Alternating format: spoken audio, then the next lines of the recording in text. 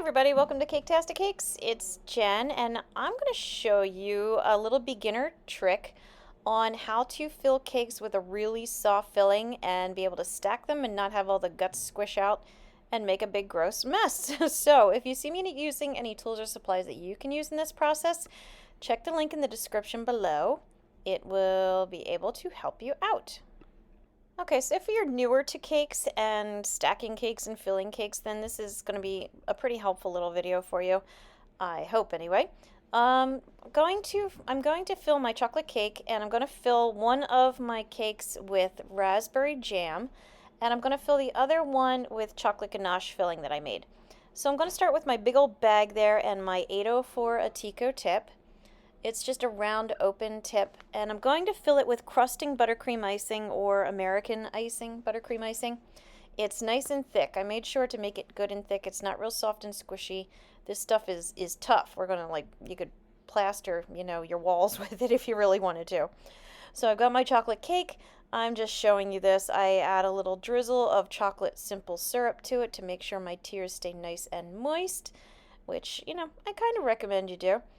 And now I'm going to show you. The 804 tip is pretty big, and I have it sitting on top of like a Lazy Susan kind of thing there.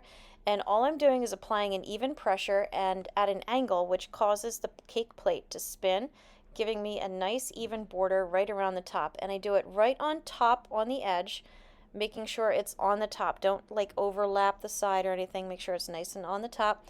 Make it nice and thick.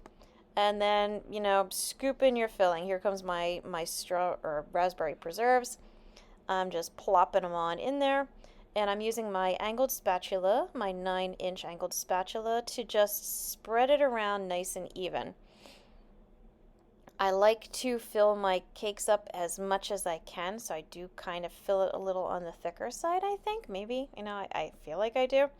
But I guess really there's no such thing as too much cake filling. But make it nice and even, and make sure it doesn't exceed the top of your dam that you put on there. And if you do, you might have to make it a little bit bigger. My cake was a little bit uneven as well, so I had to patch it a little bit on that one side. It was just a little too high. And also, if your original dam that you pipe isn't perfectly even, you might have to patch it a little bit. So that's what I'm doing, just giving a little bit of a touch up. Once I'm happy with it, my next layer of my cake goes right on top. I try to place it as evenly as possible, so I'm just kind of feeling it around all the sides to make sure it feels like it's set up nice and even. Once again, same thing. I put some simple syrup on it. You didn't have to see that again. And again, same thing with the pressure at an angle on top of the edge. Make sure you don't overlap the sides. A nice even ring around it as best you can. Now, when I stack multiple layers like this, I tend to put that little spot right in the center. I find, this is just how I do it. I find that sometimes you're going to have cake layers. If they're really soft in the center, you might get a little bit of a dip or a sway back. They think like an old horse, how their backs kind of give out on them. I've seen that happen with some of my cakes, so I just put that little dot in the center to give it basically a center of really solid structural support. Now place your top layer on, and if this is going to be your top layer, I highly recommend this. Wrap it up good and tight in some saran wrap or plastic wrap, and then put it in your refrigerator or even your freezer for, I'd say, if it's going in the refrigerator, at least an hour. This way, any of the filling that you have is going to be as firm as possible, and those icing dams that you put around the edges are definitely going to be as firm as possible.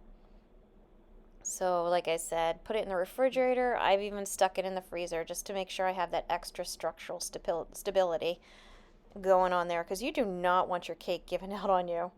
Now this is chocolate ganache filling that I made. Technically, you don't really need a dam around this, but I made one because my filling, while it seemed like a fine enough consistency, the cake was really big. It was big and kind of heavy. It was very solid, very tasty, I gotta say.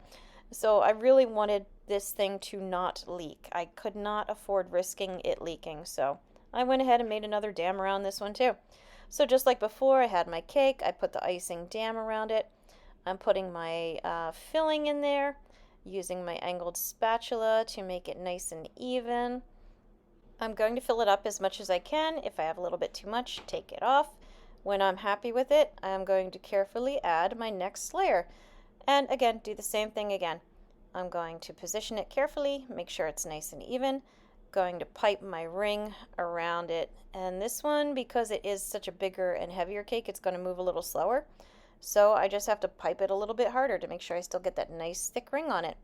Again, fill it up with some more of my ganache and then add my last tier to it. Once that last piece is on top, make sure it's nice and even, wrap it up in plastic wrap as best I can. Ignore my child who has decided to make some chocolate milk for himself there, even though I told him to get off the island. We're not going to talk about that right now though. But yes, make sure your plastic wrap is nice and tight, nice and snug, so it doesn't dry out while it's in the freezer or the refrigerator, to let everything set nice and firm. So I hope you found this video helpful. Please like and subscribe because it does help me out a lot. I've got a lot of other beginner videos out there too, so take a look for that playlist. You'll see it there for you. And as always, thank you for watching Caketastic Cakes.